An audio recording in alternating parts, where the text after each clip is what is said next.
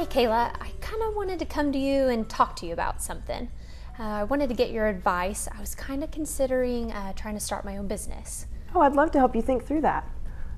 Where are you? Tell me a little bit about it. Well, I'm in a job currently that I enjoy, but I want some more flexibility, kind of be my own boss a little bit, get married. And I know that when we decide to have a family, I'm going to kind of want, a little bit more stay at home time, but also, just the fun of a job of some sorts. And so I thought now was the good time to maybe start thinking about that, lay the groundwork, but I really wanted to come to you and kind of ask what you thought about that.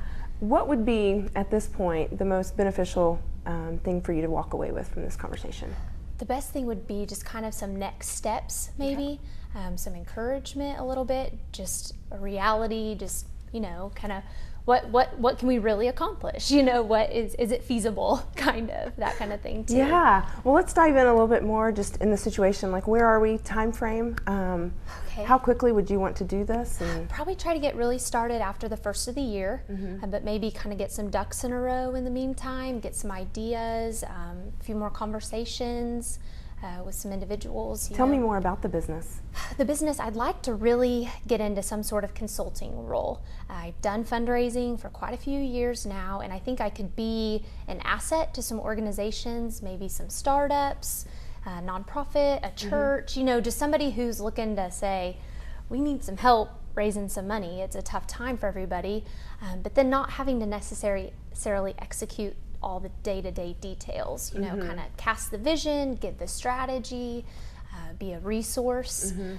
But of course, I've never consulted on my own. So, that kind of poses some difficulties there too. Right. What other challenges? Do you have a support system in place? I think I do. I think I have set up some individuals that can help mentor and help direct.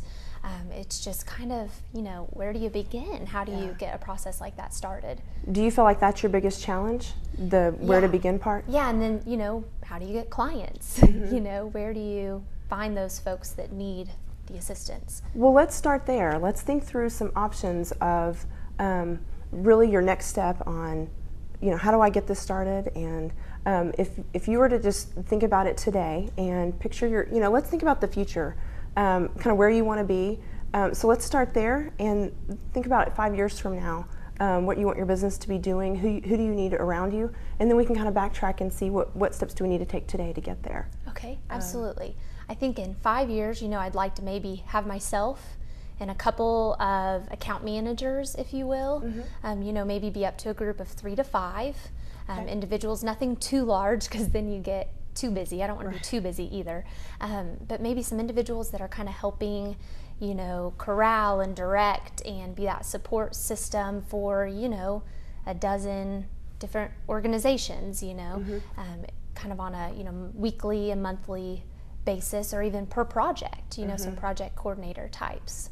That's good. That's a great vision. So right now, are you clear about like a business plan? I could probably use some assistance in that sense and maybe, finding the right people to ask for a great business model for something small like this. Who do you think you could ask?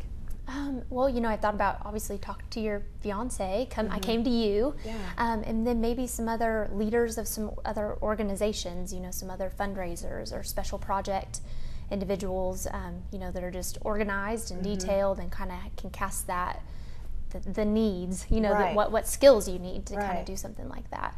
I think that's a great first step, really kind of thinking through, are there any other obstacles that you feel like are keeping you from starting your business right now? Probably to devote the time to start up, probably need to cut back on what I would be doing, with my current job. So kind of the scare of, am I ready to leave that? Do I want to leave it? Do I want to jump off? Or, because if you go too slow, you never get going. But if you don't make a big step, and then it's a risk, So where are you right now with that? I think I'd like to be at that point where I could stop that job maybe in a year, kind of lay the groundwork and be done. Have another big event in August next year and maybe see that one through. And then after that, really be ready to say, okay, we're financially able and in a good spot to say, resign from that position and move forward. Absolutely. So. It sounds like you've really got your head around kind of maybe some things you need to do and even a time frame. Would you want to commit to a next step of, contacting, making a list of who your support group would want to be? Yeah, I think that'd be great. And then, what else do you think you need? Are there any other? Do you have, just any recommendations? If you were kind of in my shoes and you were looking at this, or do you have any experiences you've been through that would kind of? That's a great question. Personally, I haven't started a business, but I'd love to throw it back at you. If someone were to ask you that same question, what advice would you give, or who would you ask? And that's probably where it gets a little scary, because you'd probably tell them, well, go for it. If you have, like you mentioned, that support system, which I hadn't necessarily, thought about fully, who's really there to help you along the way, and if you fall and, all that good stuff. But to probably just kind of go for it, identify those next steps, which I think I hadn't thought through fully, and I think we're at a good spot there too. Good. So if we were to, right now we've identified some barriers as far as timing and just kind of determining the next step. Who do I need to talk to? Formulating a business plan. Of those options that we've just talked about, what do you think is your best next step? I think for sure it's kind of getting that. I think it's a mixture of all, kind of getting that time frame, staying focused on not only the long-term goal, but the steps to get there. Probably a business plan, and maybe a budget of, what would it cost? What would be what would be the monthly loss of my salary? But then, kind of where could you make it up? I haven't probably thought through, we talk about that now. What do I charge?